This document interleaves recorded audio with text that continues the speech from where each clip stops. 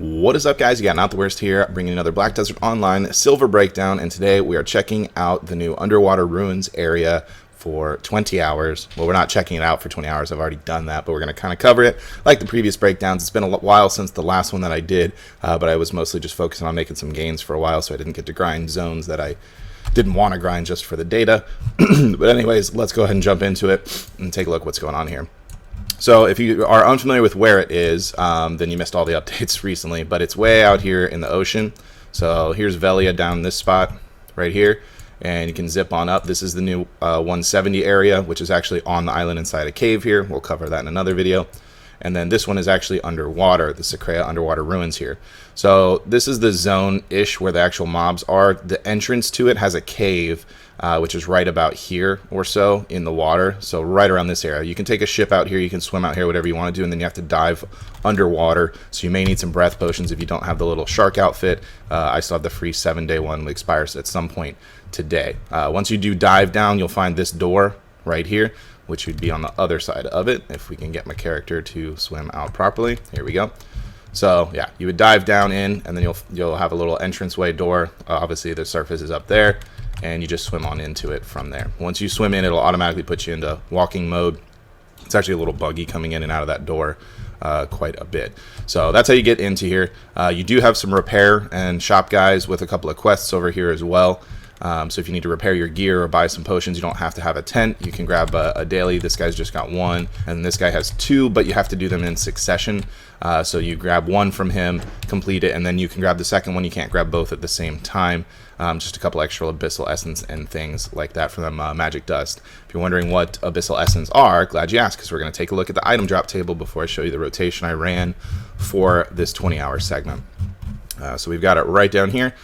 We've got the new Tungrad ring, which is 1 AP higher than previous Crescent or Ruins rings. Doesn't have the HP like the Ruin rings do. Does have 1 more AP and additional Black Spirit Rage as well. You can get Ancient Seal Black shards as well as Ancient Seal Red shards, which can be combined to create a Tungrad ring. Those drop. You can get these Ancient Creature Scale, not seals, which can be combined into by 5 of them to create the new boss Sycraia, which you can then fight, and also has a chance to drop shards or Tungrad rings as well. Of course, we've got Kaffir stones, ancient spirit dust, fragments of the deep sea. These are used, 5 of these are used to make a key, which you can then use to teleport into the abyss level zone, which we're not covering in this video. And then aside from that, we've got some BMCs, agility, swiftness. We've also got memory and ascension as well. Obviously, black stones can drop. We have Sycraia's Song here, which is an item that sells for a million silver. Bissell Essence, this is an item that's used to create the Frenzy draft, and it can't be purchased or sold on the marketplace, so those are fairly important as well. So there's your drop table. Let me go ahead and show you the rotation that I was using. There's a few different options for this zone. I'm just going to show you what I used that worked pretty well, because it had a lot of flexibility as far as if I was over clearing it at particular times, really easy packs to add into it. That being said, when we do take a look at my loot, especially my trash loot, I think there's some room to grow on it, but this being a new zone, there was a ton of times when I had to PvP quite a bit to hold the spot for a while.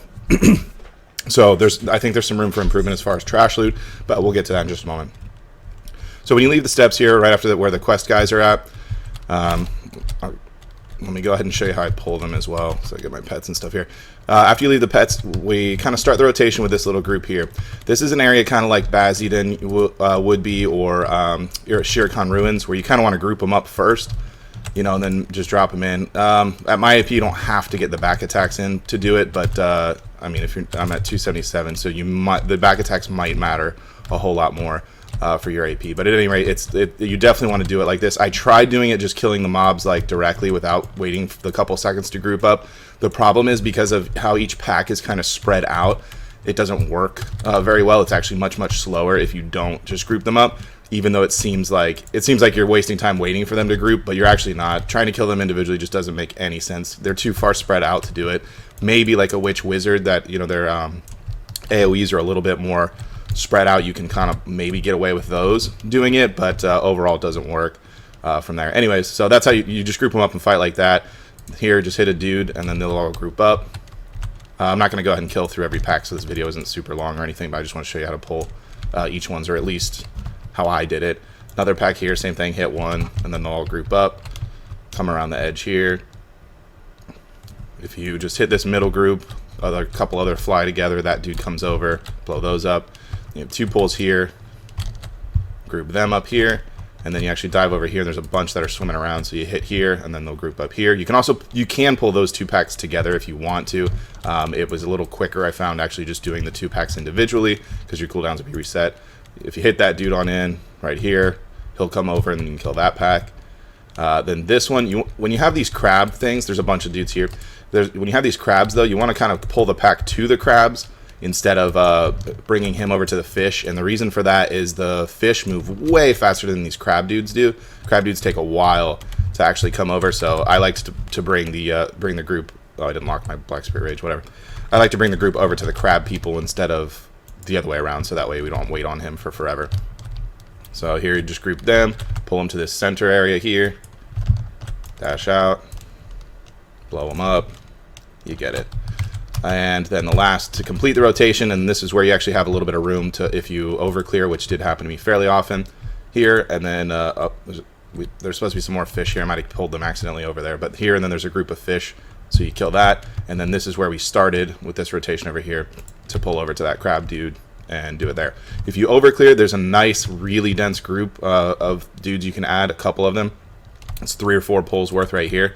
So you can do a group, this group, then there's like a secondary group right here. You can see how many fish are in this. It's a ton out of this. So it does help out whenever you're just kind of flying through it. The good news is there's so much PvP here a lot of the time now that you probably won't get a chance to overclear, but if you do, you can pull over to this crab dude, and then you have another pull if you bring it back to this little dude right here, and then all there. And of course you can combine some of those pulls too if you want to. It's just that there's so many mobs that your skills might not even hit all of them, which is definitely a thing because there's a limit, you know, to how many dudes you can hit per skill. So yeah, anyways, that's the rotation I used. There may be just flat out better ones, but out of playing with some of the other areas from there, that's what I found. Off that way does kind of combine. There's a secondary rotation which does use those last 4 groups that I was using for overclear. So sometimes when other people were here, I would end up kind of fighting over those mobs, but you know, if it's a problem, you just PvP and get it done. So that's it for the rotation. Covered the item drops. Before we take a look at the chart, I just want to cover the basics. I had Comma Blessing up for the entirety of this. No loot scrolls used whatsoever. I do have all tier 4 pets, which at first I felt like wasn't going to be as big of an impact, but I've later changed my mind because there are so many mobs, and in cases where you're combining 2 packs into one single pack, the tier 4 pets actually help because you're going to kill all of them at the same time very quickly, and there's going to be like 12 to 15 things to loot. And you're going to move over to the next mob. So it actually seems like it might be one where lower tier pets is okay, but it's kind of not, depending on how fast you're killing those large packs. Could also be class dependent as well, since you know DK does pretty well with big packs like that in general, but I think most classes can handle that sort of speed. So tier 4 pets do matter. This time node investment I had 0. The node for this zone is this is Rasset Island right here. I don't have it connected. I didn't have any investment in it at all. So there's that. So that's the stats we had. And as far as my knowledge, I have not grinded any knowledge at all ever in my life. So it's still at 7% increased drop rate for knowledge. So that's all the factors used before we take a look at the chart. So let me get that pulled up and let's see what we got. Okay, so here's our 20-hour chart, and I'm just going to tell you off the bat, this place is not good. I don't want to say it sucks, but it kind of sucks. I ended up averaging across 20 hours 57.6, which it's not the worst average. But the problem I have with this place is it's a super RNG heavy. I kind of predicted that it was going to be that. In fact, my estimate on stream was it was going to be right around 60 mil, but it was going to be like really low hours and then really high hours when you get the drops. And that's exactly what happened. So the Bissell Essence came out to about 6 per average. The swiftness, specifically crystals, I ended up breaking those up because the price they were selling was actually a little bit higher than the other BMCs. That's kind of changed as the zone has been farmed more and more, but most of these prices are what they were when I'm recording the video. If they're a little lower than before, then that's fine. These were around like 1.8 mil, and then everything else was like 1.1, 1.2. So I separated those. It was also interesting to note the swiftness, the swiftness black magic crystals drop far more frequently than any of the others. I don't know why, but they definitely do. Caphras was really weird and just inconsistent. I had a 5 Caphras hour at some point, but for the most part, it was like 0 or 2. It just all over the place, kind of interesting. Averaged out to less than 1 per hour. Really bad Caphras spot, which makes sense. We're not high mob density or anything like that. Dust was about a little over 6. Blackstone's 4. My trash chute came out to, you can see early on when I was kind of figuring out a rotation and stuff, and also it was a lot busier when it first came out. My trash chute was much lower. I ended up coming around about 6,000 or so. I think 6,500 is attainable at higher AP for here. It's not a huge impact. Oh, I did hit 62 at one point. But there's just so much PvP right now with it's very hard to get a full hour uninterrupted. That will scale off pretty quickly over the next few weeks, I'm sure. But it ended up averaging, including my first few learning hours, 5968. I ended up with a total of 3 scales dropped in 20 hours, so not even enough to get the boss summoned out of 20 hours.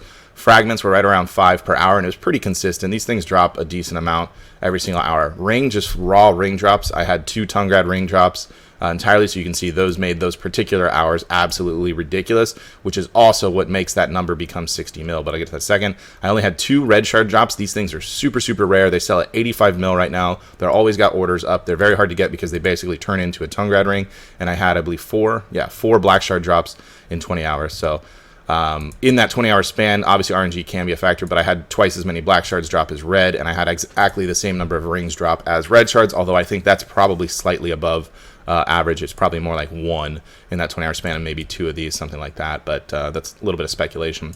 So giving us that average of 57.6 mil. And then if we look at my individual hours, you can see at one point I even made 18 mil per hour. These 2 hours I made exactly, oh, that's kind of crazy. Different drops, but I made exactly the same amount of money, 19.67. Oh, because I had higher trash loot and probably had more drops here, but it was exactly the same amount. Having a place where I go to where I can potentially make 18 mil per hour, 19 mil per hour, 20 mil per hour, I mean, that feels really bad. I don't particularly care for places like this. It really reminded me a lot of like Shira Ruins, where you just either get a ring drop or you don't, so it's either garbage or not. It does have Marnie stones like Shira Ruins has, so like there's some potential for, I guess, XP gain, but man, I don't like zones like this. Obviously, getting a ring drop just makes your money absolutely insane. Getting a red shard drop makes your money, pretty good. Getting a black shard drop gives you, pretty average for upper end grind zones. You can make this money easily at steadily, at like Manshams, the new Blood Wolves with the Whom prices up, you have a bunch of options to do this. So overall, not impressed with this area. Obviously this is the lower zone, not the Abyss zone, the 270 or 280 AP zone, which should be called the 320 DP zone and not so much focused on AP, but that'll be another video. Yeah, I don't like this spot in general. I don't really see a reason to grind it, other than we have the event right now where you can turn in 440 of your trash loot turns into 1 little scale thing, and you can turn in 100 scale things for memory fragments, or if you're trying to buy a boat. So outside of that event, I don't see a lot of reason to grind here. I'm not sure why you introduce new 230 AP zones and then make them just drastically worse than like Gaha's or like any other place you can be grinding. Let's say you're at 230 or 240 AP. This place isn't going to be super efficient for you in the first place. Your trash loot's going to be lower at that AP than what I was pulling for sure. But on top of that, it's just not worth it unless you really love RNG. If they had something like soiled, Tungrad rings, which I don't think they would ever have, but if they had something like that, so that would make it a little bit more like an old school Crescents zone, I could kind of see the draw to that. But I mean, with the shards existing, that's just not going to be a thing. So very heavy RNG dependent. Not one of my favorite zones to grind for sure. It's very low on my list if I were to rank, because it's pretty low. I kind of felt like I was wasting my time, especially because if you look my first beginning hours, I didn't break 100 mil until my 13th hour. It was my first ring drop, and it was pretty bad. It felt really awful getting into this when I was getting around the 10 hours or so. Once I posted up that 18 and then I had a black shard drop and then a 19. It doesn't feel good getting those hours. It's just such a waste of time. I could kill grass beetles for like 10 minutes and make 20 mil. So yeah, just not my thing. Anyhows, that is it for this video. If you did enjoy it, be sure to like it. If you are new to the channel, be sure to subscribe. We do silver breakdown videos. I used to do them weekly, but I've been grinding a lot, just trying to make money, and putting in zones like this where I'm making a fraction of the money I could be making elsewhere has been kind of keeping me slowed down on these silver breakdowns, but I will continue to do more. So make sure to subscribe if you want to check those out, get notifications when new videos are coming out. If you want to catch us live, we live stream every Saturday 7 p.m. Eastern and Sundays at 1 p.m. Eastern. Starting this week, I will also be streaming during some weekdays, or weeknights rather. So you can check out Twitter or the Discord or whatever. When I update the schedule, it'll kind of alternate weekly what my exact days are, but always Saturday and Sunday. Those will be in. So that's it for this video. Everybody, thank you for watching, and I will see you next time.